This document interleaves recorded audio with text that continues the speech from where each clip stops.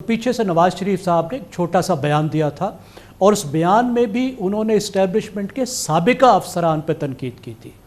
और शहबाज शरीफ साहब एक दिन बाद ही वापस भागे भागे लंदन गए थे और उन्हें समझा कर आए थे कि ऐसी बात आपने हरगिज़ नहीं करनी। तो वो इसके बेनिफिशरी हैं और उनके लिए बहुत मुश्किल है कि वो इस्टेब्लिशमेंट पर तनकीद करें। वो वापस जो अपना तरक्की का बयानिया है उसको बनाने की कोशिश कर रहे हैं, उस पर बात करने की कोशिश कर रहे हैं। और इस वक्त जो मुस्लिम लीग जिस मुश्किल में आ गई थी, उनके आने से पहले तो बहुत ही मुश्किल थी, और दो चीज़ों ने मुस्लिम लीग नवाज़ को इस मुश्किल से निकाला है। एक उनकी अपनी वापसी और दूसरा जो पीटीआई के लिए शदीद मुश्किलात हैं। और इससे ये ज़ाहिर होता है कि उनके पीछे से जो डायनेस्टिक ट्रांसफ़र यानी जो मौरूसी निज़ाम की मुंतकिली, विरासत की मुंतकिली का प्रोसेस शुरू हुआ था, वो कामयाब नहीं हो सका, उनकी कोई जगह नहीं ले सका। और उनके पीछे से पार्टी भी बहुत ज़्यादा मुश्किलात का शिकार थी, उन्हें वापस लाना पड़ा। अगरचे वाज़े तौर पर उनकी सेहत ज़्यादा ठीक नहीं है और हमें नज़र आ रहा है कि जो इस वक्त मौसम की मुश्किल है उसकी वजह से वो जलसों से गुरेज़ा हैं, बहुत कम जगहों पे जा रहे हैं, बहुत कम बोल रहे हैं, एक्टिविटीज़ उन्होंने अपनी महदूद की हुई हैं। लेकिन पार्टी की मजबूरी है, उनके सिवा उनके पास कुछ नहीं। मुश्ताक साहब फरमाइएगा कि माशाल्लाह आपका बहुत बहुत वसी तजुर्बा है केपीके में और फिर पाकिस्तान की सहाफ़त का भी। ये फरमाइएगा कि ये केपीके का पहला बड़ा इंतखाबी जलसा था आज, पहली बड़ी प्रॉपर इंतखाबी एक्टिविटी थी आज मानसेरा में नवाज शरीफ साहब का आना। क्या पोजीशन है इस वक्त इस सूबे में प्रॉस्पेक्ट्स के हवाले से, इम्कानात के हवाले से, पीटीआई के, नून लीग के, जेयूआई के और दूसरी जमातों की क्या टेम्परेचर है, दर्जा हरारत क्या है केपीके का?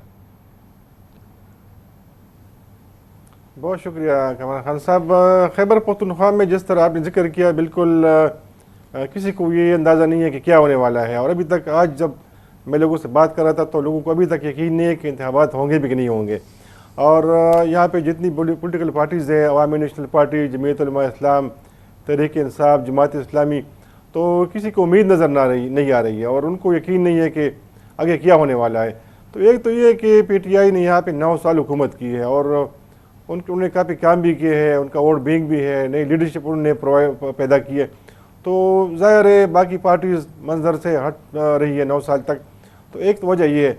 लेकिन इसके अलावा इस वक्त मैं आपको बता दूं जो ग्राउंड सूरत हाल है कि इसके बावजूद कि तहरीक इंसाफ के लोगों के ऊपर काफ़ी सख्तियाँ हैं, बल्ला उनसे छीन चुका गया है।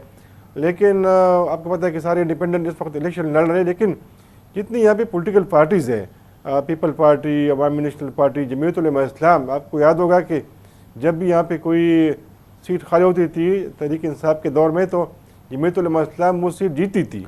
और आजकल उनकी पोजीशन ये है कि वो बार बार कह रहे हैं कि इंतखाबात मुलतवी की जाए।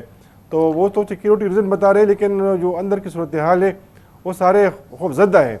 और खौफजदा वो दहशतगर्दों से नहीं है, खौफजदा वो तहरीक इंसाफ के लोगों से है, क्योंकि बाकी जो पार्टीज़ है वो ख़ुद पैसा लगा रहे हैं, जो उनके उम्मीदवार हैं वो मैदान में उतारे। लेकिन तहरीक इंसाफ के जितने उम्मीदवार हैं वो आराम से बैठे हुए हैं, वो इतना ख़र्चा भी नहीं कर रहे। उनके जो वर्कर्स है, एक्टिविस्ट है, वो उनके लिए दौड़ लगा रहे हैं, वो कैंपेन चला रहे हैं। तो एक वजह ये है। दूसरी बात ये है कि अभी तक किसी भी बड़ी पार्टी ने यहाँ पे बड़ा जलसा नहीं किया। और एक तो वजह ये है कि लोग बहुत मायूस हैं सियासी पार्टियों से। दूसरी वजह ये है कि बेरोज़गारी बहुत है, महंगाई बहुत है। और जमीयत उलमा इस्लाम चूँकि भी रिसेंटली पीडीएम का हिस्सा रही है तो लोगों को पता है कि ये हुकूमत में रही है, तो इसलिए जो उनका साख था वो काफ़ी ख़राब हो चुका है। तो इसलिए कोई भी बड़ी पार्टी क्राउड निकालने में, अट्रैक्ट करने में नाकाम रही है। जो तो ज़ैब खान साहब ये अब कैंपेन तो शुरू हो गई है, ज़ाहिर है कि पीटीआई की तो कोई सीनियर लीडरशिप कहीं कैंपेन नहीं कर पा रही। नवाज शरीफ साहब भरपूर अंदाज से अब मैदान में उतर गए हैं।